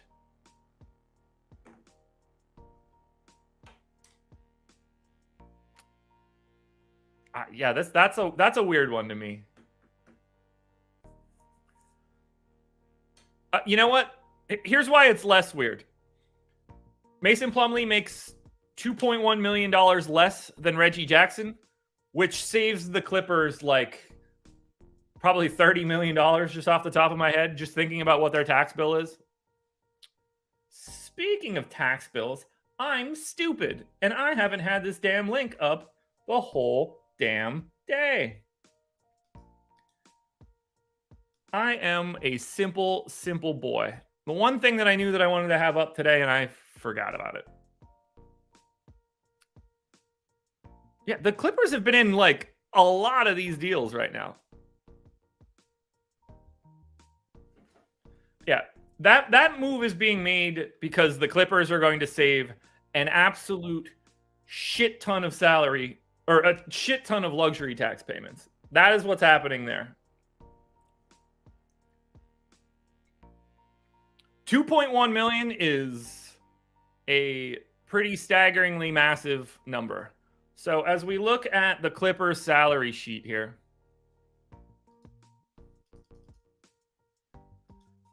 they were I don't know if this is totally updated. Let me see. Okay, so they've already put that. So that's Reggie Jackson there. Eric Gordon in. I mean, they're looking at like 135 million in luxury tax payments. They're going to save like 10, 15 million off the top of my head in luxury tax payments just by switching Reggie Jackson into Mason Plumlee. I mean, like, I get it.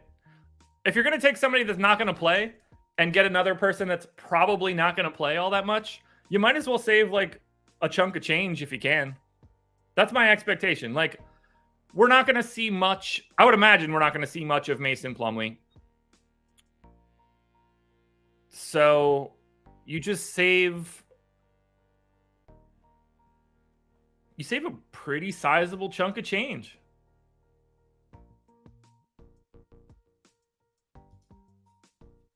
God, this is such a heavy sheet. All right, let's get back to TweetDeck.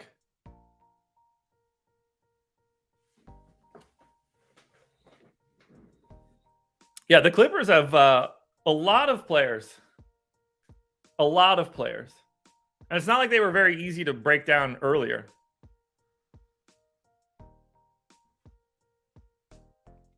Trent, I would not expect Mason Plumlee to get a ton of playing time.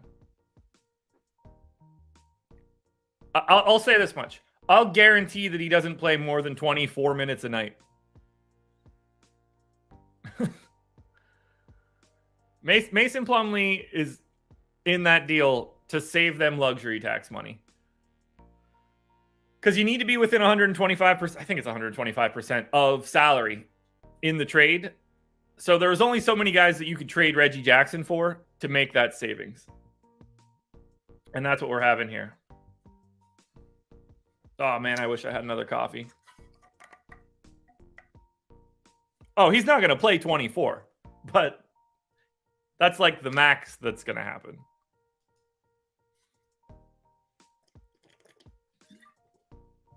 We have 15 minutes to go until we get to the 3 o'clock time. Yes, 24 minutes. And I'm not saying that I think he's going to play 24 minutes. I'm just saying that's the literal max. I think the more likely scenario is that he plays like 12. I think you get like 28 out of Zubats, like 12 out of Plumlee, like a double rotation out of Plumlee, and then they're trying to close small any real game as they ramp up to the playoffs.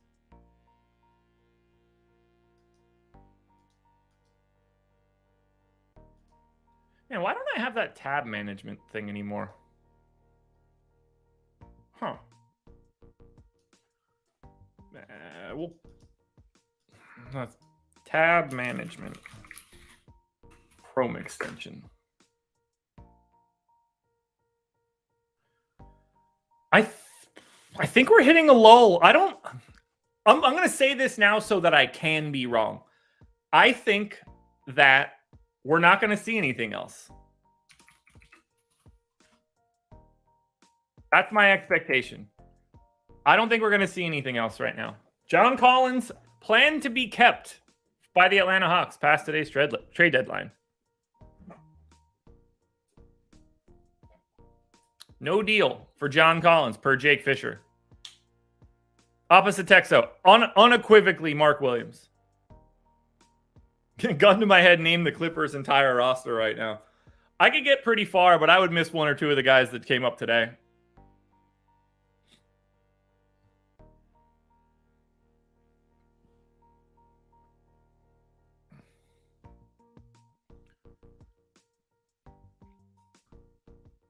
I'm going to stand by what I said earlier. I think the biggest mistake of this deadline is the Spurs not getting in on James Wiseman. And I'm not saying that because I think Wiseman's any good. I just don't know why you don't take that shot if you're just going to drown in salary cap space. It would cost them literally nothing. They're going to have like 45 million in space. Who the hell's going to San Antonio on purpose right now?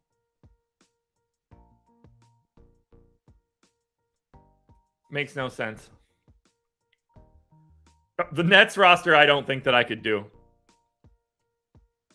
The Nets one would be really difficult. Spurs are pick hoarding. Why would they go for Wiseman? Because he got traded for 4 second rounders. You could hoard picks and still get James Wiseman. If it only takes 4 second rounders to get James Wiseman, you can figure that one out pretty easily.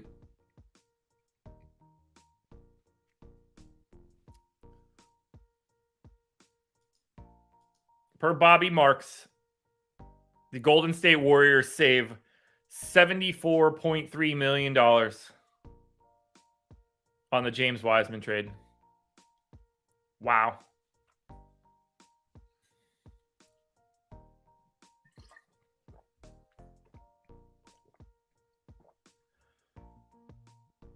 Oh, man. 12 minutes to go. Folks, this has been great. We're at 1,000 people. I'm going to get my second wind here for the final 40 minutes, or for the final whatever this is. Who starts out of Finney Smith and Cam Johnson? It's a good question. I don't know why Brooklyn is going to keep all these dudes. It should be. Well, that's a tricky question. So it's going to be Dinwiddie for sure, Claxton for sure. I am of the opinion that it just should be both Cam Johnson and Dorian Finney-Smith, and that you shouldn't be starting Ben Simmons. But, you know, there's also that. Oh, my God. So the Spurs got 4 second-round picks, 24, 26, 28, and 29 from the Pels.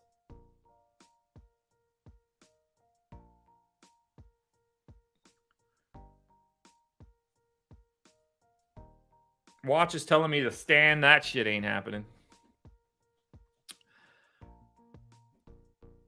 Sir Bud, I'm not as optimistic as you.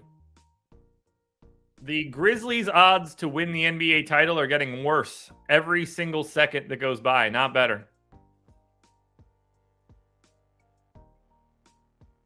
The Blazers are trading Gary Payton second to the Warriors for 5 second-round picks. So that's where all your second-round picks are going for the Warriors in the James Wiseman trade.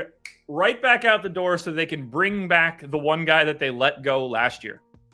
Gary Payton leaving the Blazers, I assume, for all of the second-round picks they just got. So if we really want to be honest here, the Golden State Warriors are essentially trading James Wiseman for Gary Payton II.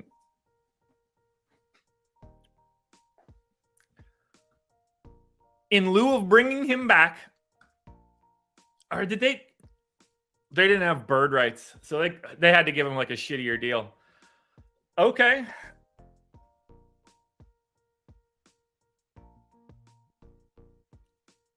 And then, Kevin Knox to the Blazers. So all those people that were like, what are the Blazers going to do? How are they going to get better? Well, they got Kevin Knox, so that should really take them to the top. Interesting. I mean, look, we know that GP2 fits the Warriors perfectly. We've seen it happen. We saw it happen last year in the playoffs. I think that's an expensive price to pay to like pseudo fix a mistake.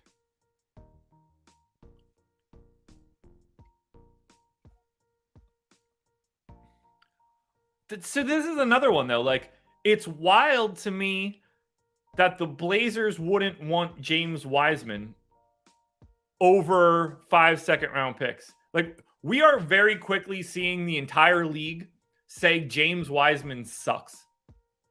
We're seeing it across the board. Because if the Spurs don't want him, and it takes multiple seconds to get him, and then you're going to send all those seconds again to the Blazers, they have set the market on James Wiseman.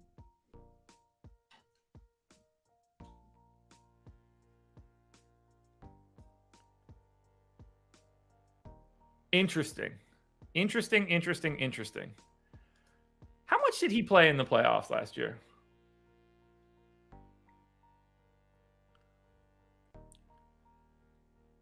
Man, we talk about him being key. I guess he was. But so many second round picks. Damn.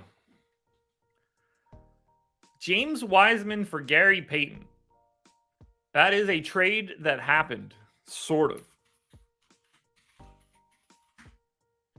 Because Payton signed for $8 million.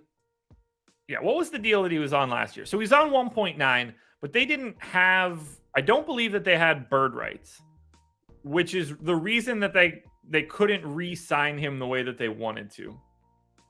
So basically they had to pay $5. I wonder if they knew they were going to try to do this. Because he's on $8 million. He's basically on $9 million for the next 2 years for Payton. He ain't going anywhere. So all of that savings that we just talked about for Golden State is mostly gone now. Because if you're turning Wiseman into Payton, you're still getting a pretty decent chunk of savings. Because Payton's at 8.3.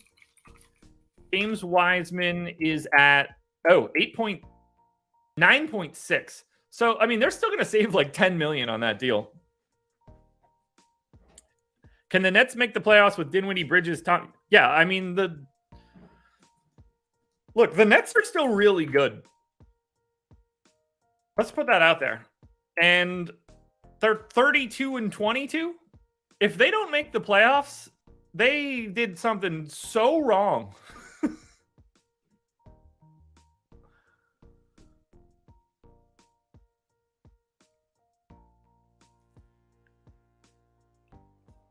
What else we got going on here?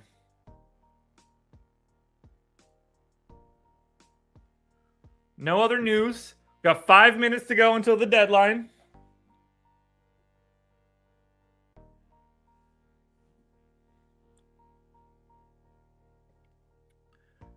Detroit Tigers. Look, I'm not a believer in Wiseman. I'm not a believer in that position in general. I think that if you're not one of those 3 or 4 tippy top guys, the Jokic Embiids of the world, that being like the 9th best center or the 21st best center is basically the same thing. And I don't see any path that Wiseman could ever be at the top. But if I'm a shitty team, I want to take that roll of the dice.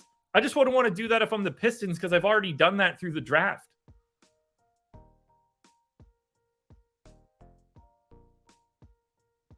So yeah, the Warriors no longer saving $100 million.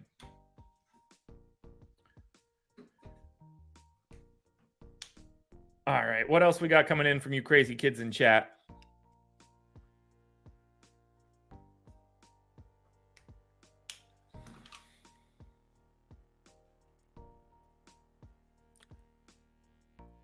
Sources say, yeah, Pelicans are going to keep Jay Rich.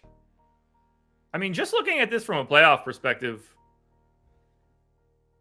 I mean, I think Brooklyn maintains, like, I think there's a really good case to be made that Brooklyn's a better regular season team than everybody below them.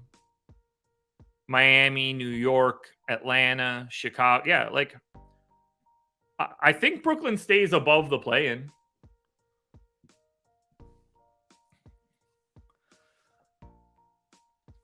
I do think that they should have made another move, though. They are like, they're unbalanced in a weird way, but I mean, Dinwiddie, Seth Curry, Mikal Bridges, Cam Johnson, Dorian Finney-Smith, Nick Claxton, like they're 8 or 9 deep of like legitimate NBA role players. I'm a big fan of what the Nets have going on right now.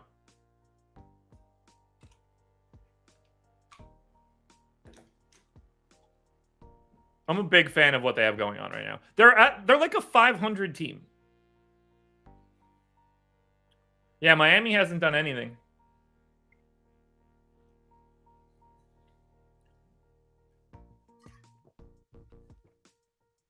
$257. We got about 2 minutes to go before the deadline, and then we'll see something trickling in for probably the next 15 minutes, potentially.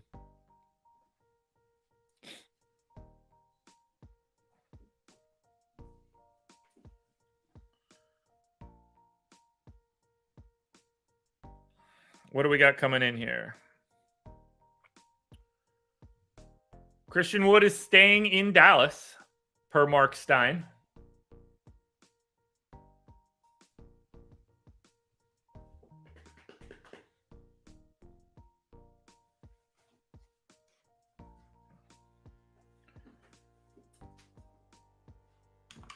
Yeah, the Nets are going to make the playoffs with very little issue, in my opinion. Let me be way more clear here. They are unequivocally making the top 10. There is, to me, no chance that they don't. Now, if we want to talk about making the playoffs, that could be a little bit different. But for right now, the Brooklyn Nets to make the playoffs is minus 3,000. Sorry, minus 300. Minus 3,000 would have been real ridiculous shit. Minus 300. They are unequivocally likely to make the playoffs. So let's remember that. What happens with Ben Simmons? He just sits there until his contract gets tinier. They don't really have much of a choice. 10,050 people in here, 960 on the main channel, another 100 over there in the OddsShopper channel. Guys, thanks for being here, man. We've been going an hour and 37. I'm going to be honest. I thought when I got here that I was not going to be able to make it through any of this. I thought my face was going to hurt. I didn't think I was going to be able to talk. I've got all the energy in the world. I'm going to re-up my projections at around 3:30. I'm going to try to get a prize picks video out on our OddsShopper channel by the time we get to, I don't know, like 5 o'clock. And then we're going to move forward with this slate. Do I still have time to register DraftKings? It is my flu game, Rush. I appreciate that. Is the big GPP not even close? I could still register DK. I didn't know how I was going to feel tonight, so I didn't register for anything, but you're damn right I'm playing tonight. I've got all the energy in the world. Maybe that's the painkillers and the wacky gluten stuff they gave me to make me go to sleep on demand, but we'll see. What procedure again? I got a dental implant. So I had to have a tooth extracted middle of last year. They put in like a bolt and then you put a crown on it. You can't even tell. It's good stuff. But it's in like the top back left of my mouth. So I didn't want to just do something little. I wanted to get something sturdy because it's like a good chewer. Josh should take pain. I'm not on any painkillers. I'm not on any. I took ibuprofen before I started this. They did give me some oxycodone, but I didn't take any of that. I should have had the dentist do my lip tattoo. That would have been good.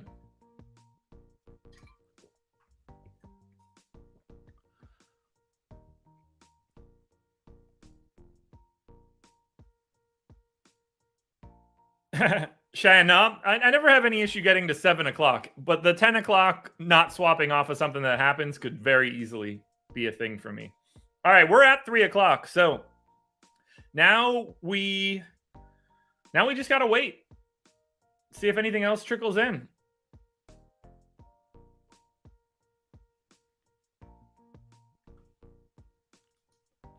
Got to let it trickle in. Doug, I didn't even make contenders videos today. It's not that kind of day. I'm glad we got up to 1,000 people, though. That was fun. It went too quick. I think I went like 3 hours last year, though. Next year, I promise you guys, I will not schedule any sort of things on this day. I'll go live for 5 hours. You had a tooth pulled with no anesthesia. Yeah, my dad had to do that once. I can't even imagine what that's like.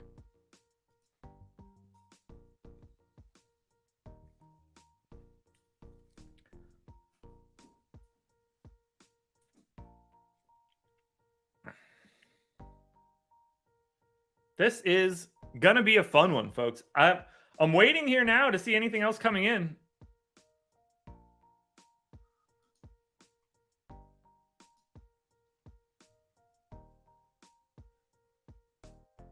Wait, what is this? Oh, okay. Yeah, we're just sitting here waiting for basically nothing. Jojo, what's good?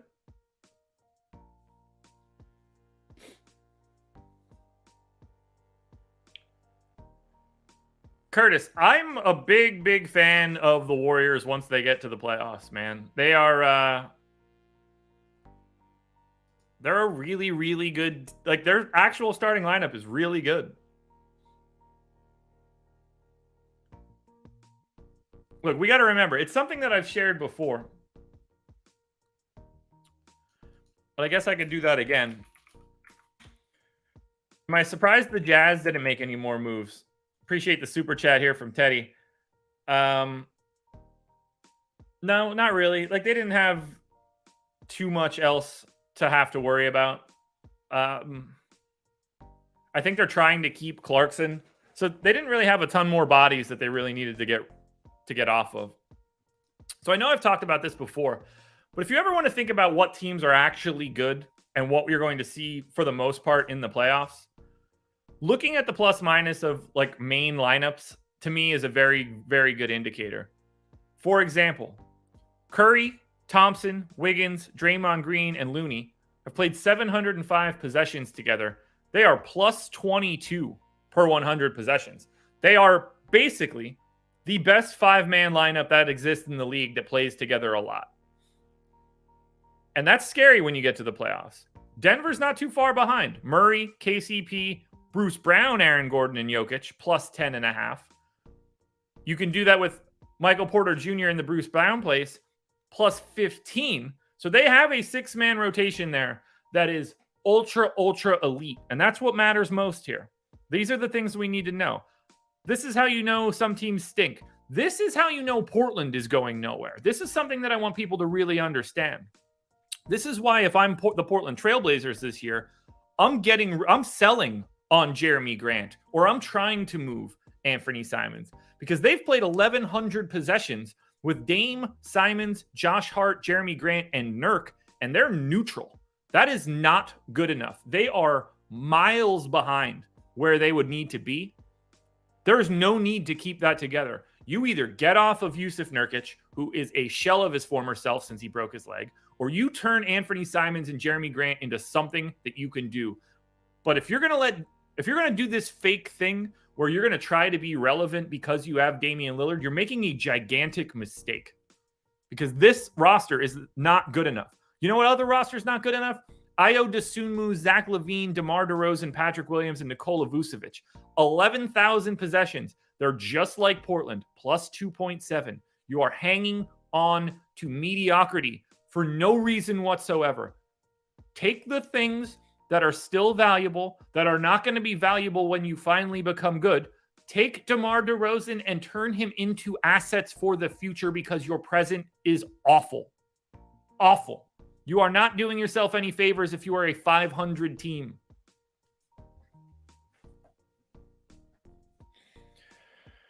Woof. Now, if we want to talk about other teams that are actually good, we can do that. Harden, Melton, Harris, Tucker, Embiid, plus 12. Yes. Yes. Looks good. Here's the sneaky one. Trae Young, DeJounte Murray, DeAndre Hunter, John Collins, Clint Capella, plus 12. Sneaky better than they seem that they are. Maybe that extra Sadiq Bey bench help helps Atlanta more than you know. Julio, I have no idea. Opinions on the Knicks. Brunson, Grimes, Barrett, Randall, Mitchell, Robinson, plus 8. It's not fine. I think we could all agree that we know that is not a five-man lineup that's really going to get you where you need to be.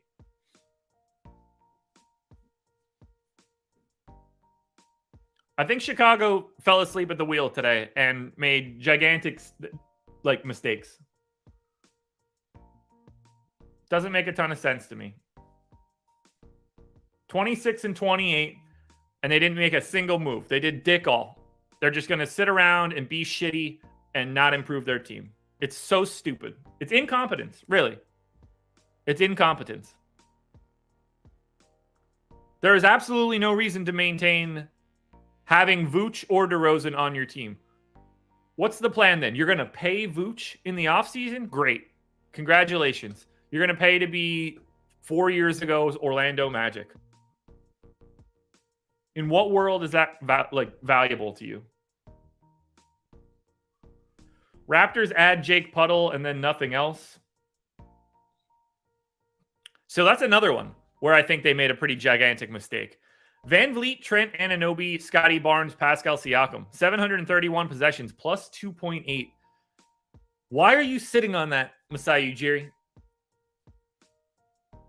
Because what's the plan here? You're signing Jakob Poeltl to come into this lineup and be better. Sure. What's the piece that you're taking out of there?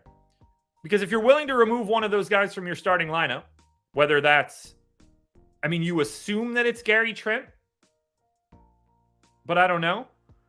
But if you're assuming that you're trying to put a center into that lineup, get rid of the other guy. I don't understand it. Why are these guys just running in place? It makes so little sense. It's insane. If you really want to know if teams are shitty, Kevin Porter Jr., Jalen Green, Eric Gordon, Jabari Smith, and Alperen Şengün are minus 10. Points you in the right direction of holy shit, is a team bad.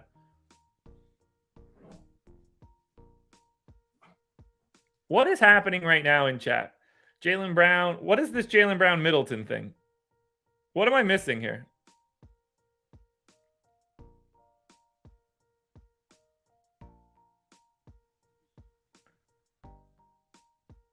What is happening? Chat's being crazy. Knicks will not have a deal that includes Obi Toppin. Warriors save $7 million in luxury tax, $30 million for next year. Apparently, the Cavs are not going to buy out Kevin Love. I guess Brooklyn just has all of the wings in the NBA, which Bill Simmons tweeted a couple minutes ago. That one's weird to me. They've got too many of those bodies. And they had commodities that are very easy to trade. Like, if I tweeted it earlier. If I'm the Cleveland Cavaliers, I'm trying to go get Royce O'Neal or one of those mid wings on the Nets to put into that, to be their 3 over Isaac Okoro or Karis LeVert or whatever. I don't understand why you don't do that. Maybe the price was too high. Who knows? Maybe the price is too high. Orlando, that's a good shout. Fultz, Harris, Wagner, Banchero, Wendell Carter Jr. is plus 4.5. To me, that 5-man group has a better plus minus than the Raptors guys. Put that into perspective for a second. Because people are going to love to take a shit on Gary Harris. He's a functional dude, man. That's how good Franz Wagner is. That's how good as a rookie Paolo Banchero is. And all rookies suck. All of them. At best, you get 1 or 2 that are better than average out of the gate. And that's what they got out of Banchero. Orlando's building something nice right there. Sixers have an open roster spot for buyout guys. Don't be surprised if that's Danny Green. What is this Chris Middleton, Jaylen Brown argument that's happening?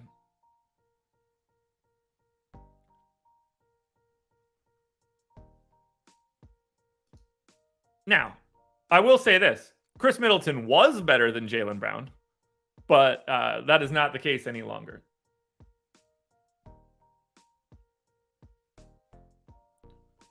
Wow. Insane. What are some other starting fives that look good? Garland, Mitchell, Okoro, Mobley, and Allen is plus 12. That's kind of interesting to me. If you could just make Isaac Okoro be better, having that as your second guy out is very interesting to me.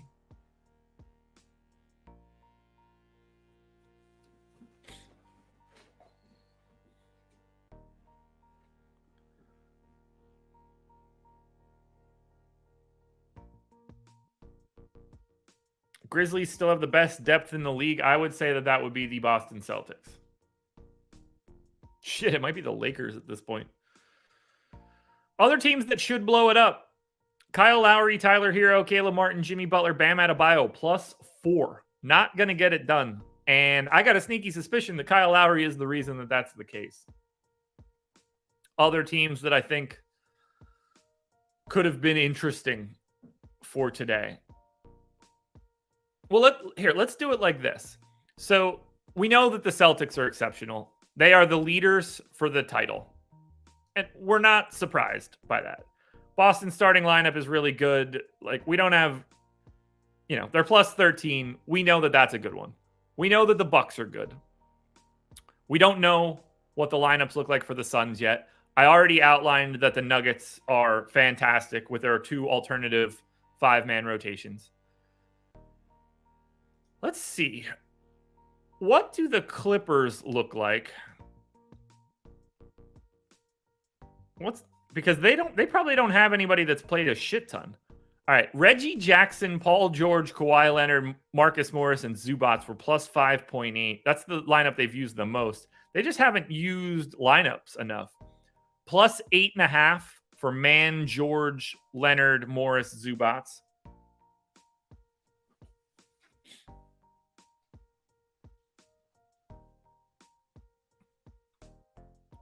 What other guys do we have here that we could look at? I mentioned the Sixers lineup still looks good. Oh, we haven't looked at Memphis yet. How many possessions has Memphis played with their best lineup? Morant, Brooks, Conchar, Jackson, Adams, plus 14. Morant, Brooks, Bane, Jackson, Steven Adams, plus 12. That's when you start to realize what you got. Warriors made a push for OG Anunoby. Masai wanted Kuminga, somebody else, and picks. They said no.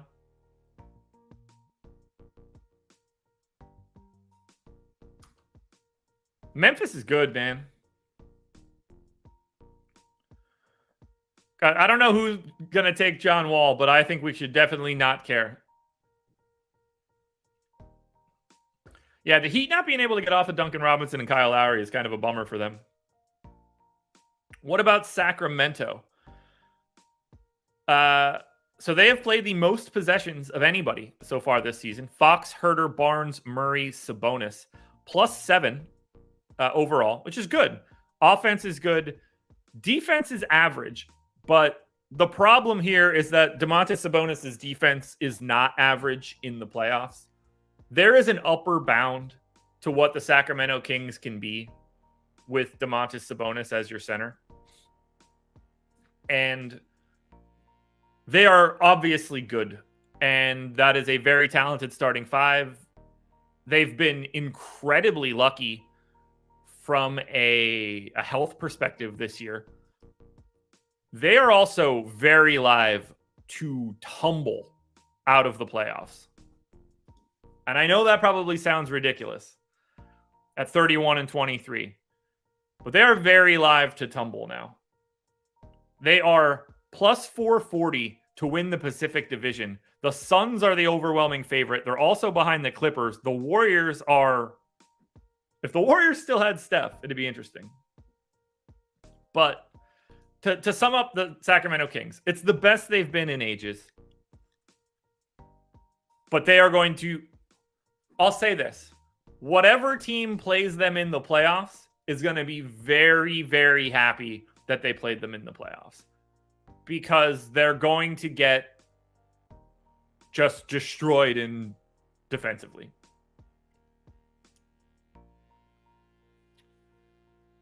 Ryan, I disagree there. I think the Kings are perfectly set up to be an ultra successful regular season team.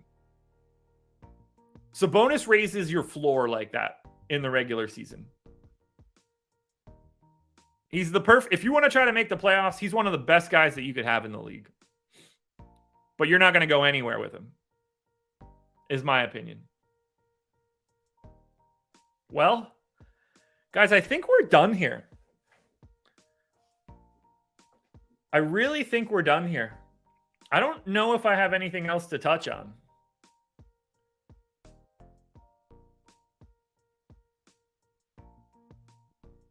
Do you guys have anything else that you want me to hit on before we get out of here? I got to remind you guys, there's still 900 plus people in here. Please check out Prize Picks. The link is in the description. You can get up to $100 on your first deposit as a match from Prize Picks and a free month of Stochastic Plus Platinum, which gives you access to our Prize Picks tools on the back end. It's a fantastic deal. I'm going to have Prize Picks content for you guys today. I don't know what else you could possibly want out of me. That seems like what you guys should do. I hit I went 5-0 yesterday on Prize Picks, turned $25 on that card into $250. All right. See, that's the thing. I don't have anything updated. Let me put that up on the screen. Thank you for the super chat. He said, with all the trades, couple of Prize Picks. I have to update all of my projections and everything. I am going to be putting out a Prize Picks video within the next 90 minutes. So keep your eyes peeled for that. Anthony Walker, if you did that, please email our support. It's going to be support@stokastic.com. That can get you set up. If you signed up and everything, we can get that figured out for you. Scroll to the Wizards. Okay. I assume it looks awful. Let's see. Wow. Okay. So they haven't had it play a lot. That is much higher than I was expecting. Morris, Beal, Avdia, Kyle Kuzma, and Kristaps Porzingis. Plus 15. It's only been 300 possessions. And I wonder if there's some aggressive shooting luck there. Maybe. Better. Highest point differential. Yeah, but so this gets a little squirrely because of possessions. Like this Boston lineup has only played 128. So if I set it to like 400 as a minimum, that starts to make it look like a little bit more reasonable.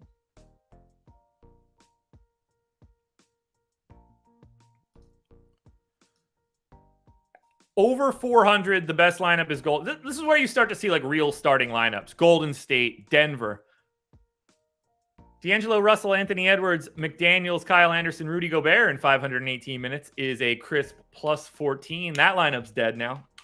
But is it better with Mike Conley? We don't know. But Rudy Gobert, 102.3 defensive rating in those 518 possessions. It's almost as if Rudy Gobert can still anchor an incredible defense. Maybe. Very interesting to see. I didn't know that was going to be that high either. The worst team to play at least 400 is Houston. Surprise, surprise. Detroit second. Orlando with Bol and Mo Wagner is at the bottom. You don't get a lot of teams playing 400 possessions that are just utter ass, but Houston's doing their best. Can we get to 500 likes before the end, Stephen Leibowitz? We're at 432. For the 733 of you that are in here still in the main channel, if you could hit the thumbs up and get this over 500, that would be great.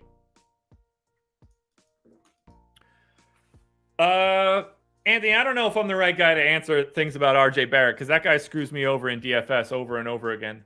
I'm a fan, but like I wouldn't bolt him down. He's just a really unique guy. There's a lot left. That guy's young as hell.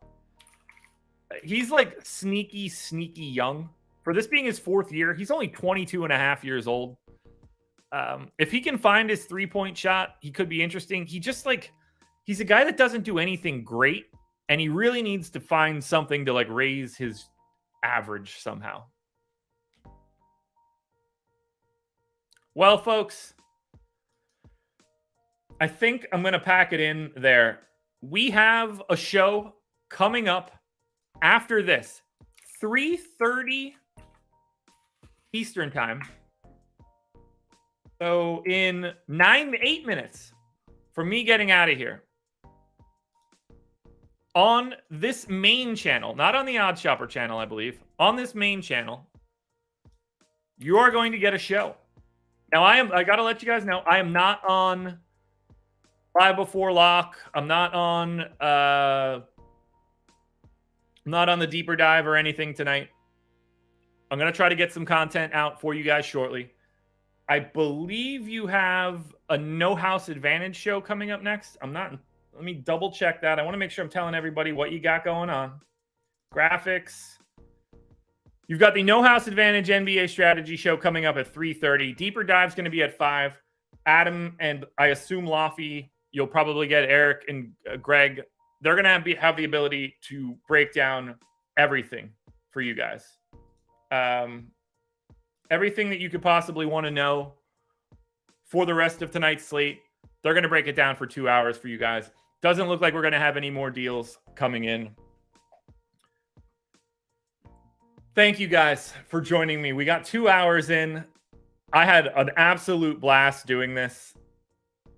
This is my favorite piece of content to do all year. It's not even close. I love the trade deadline. Maybe for free agency for July 1st, if I'm around, we're going to go live for a couple hours in the middle of the summer.